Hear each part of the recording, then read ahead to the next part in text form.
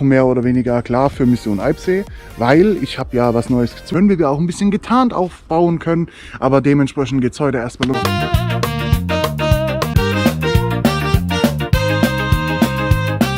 Ringe dabei, ihr habt Schnüre dabei, pennen wo wir wollen.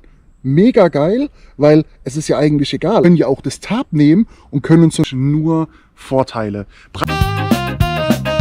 Jetzt seht ihr auch schon, wie gesagt, das kleine Dreieck. Ich habe jetzt ist wirklich nur die Hängematte abgedeckt. Ihr kriegt Tageslicht oder frische Luft. Ein Overnighter mit der Hängematte und diesen Tarp mit Robin. Dementsprechend